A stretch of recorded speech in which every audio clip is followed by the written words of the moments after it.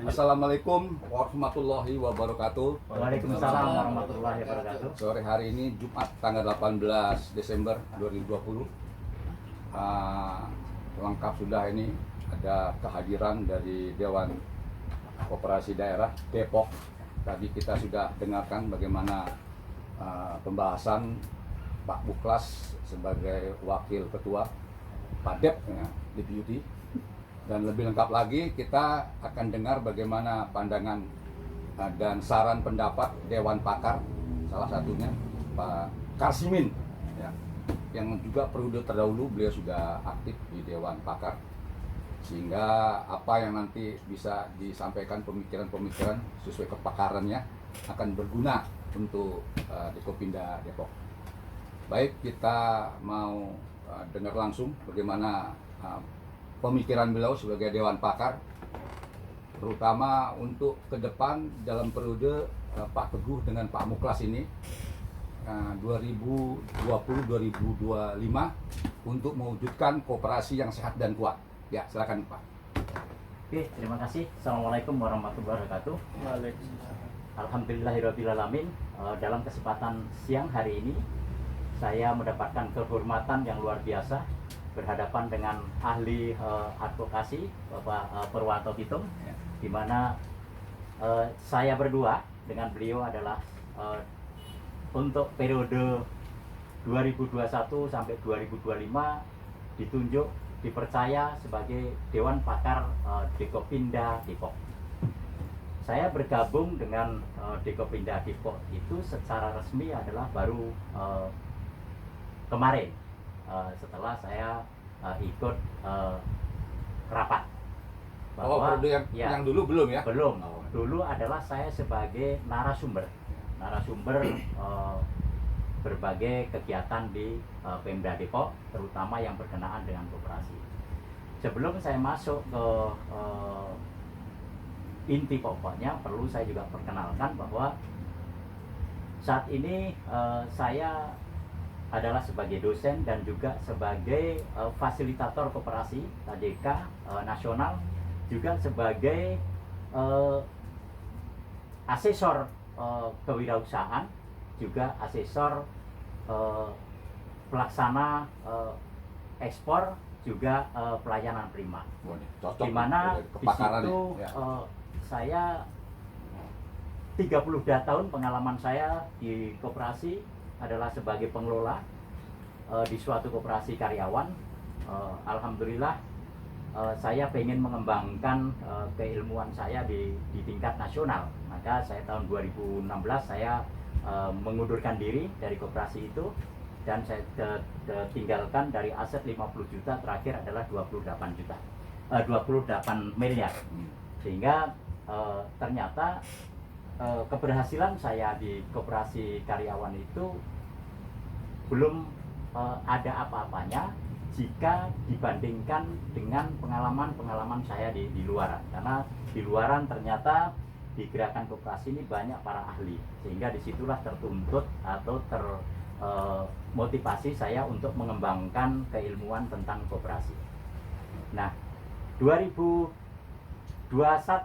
sampai 2025 saya ditunjuk sebagai salah satu anggota Dewan Pakar Dekopinda di Kota Depok. Tentu memiliki makna yang berarti bagi saya. Pertama adalah bahwa Dewan Pakar ini sebagai memberi masukan dan evaluasi serta saran, bukan sebagai pelaksana, sebagai eksekutor. Nah, untuk itu tentu saya akan tempatkan pada posisi yang sebenarnya di dalam ART daripada Dewan Koperasi Kota Depok itu, bahwa ada program-program yang telah diungkap, yang telah disampaikan kemarin. Ada beberapa bagian yang tadi sudah dijelaskan oleh Wakil Ketua Bapak Muklas. Saya tidak akan mengulas itu, tapi yang jelas bahwa momen yang saya sikapi adalah bagaimana koperasi berkenaan dengan UKM.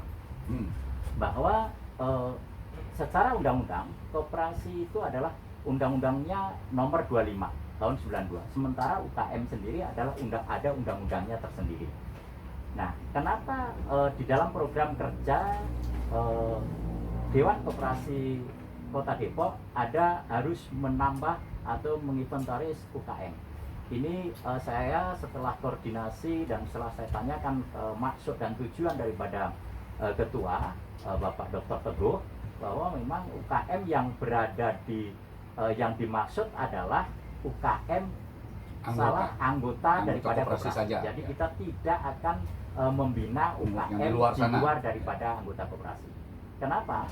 Karena nanti terjadi confuse, terjadi tumpang tindih, mana yang berhak, mana yang tidak berhak. Sehingga konteks profesionalisme kita harus juga dikedepankan.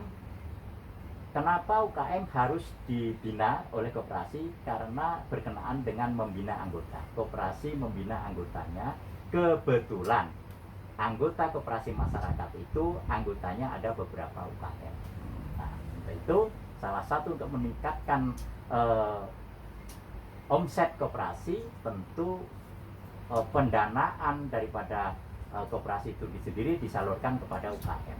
Nah, itu sehingga dia mendapatkan hasil yang nantinya seluruh kita punya program, nanti kita sarankan Bapak Purwanto Gitung, kita sebagai Dewan Pakar, maka bagaimana seluruh anggota koperasi itu, baik UKM yang anggotanya jurusnya UKM maupun anggota masyarakat yang sifatnya mungkin sebagai karyawan atau sebagai ibu rumah tangga, diharapkan yakin kepada koperasinya bahwa koperasinya itu mampu mengelola dana. Jadi sebagai intermediasi, menerima tabungan dan menyalurkan tabungan, sehingga tidak lagi mereka menabung di bank, tapi menabung di koperasi. Kalau itu terjadi, konsep prinsip koperasi ada 7 itu, bahwa kemandirian itu bisa ditegakkan, bisa diimplementasikan. Kenapa? Karena sebagai anggota koperasi punya 2 fungsi. Fungsi pertama adalah dia sebagai pemilik daripada koperasi.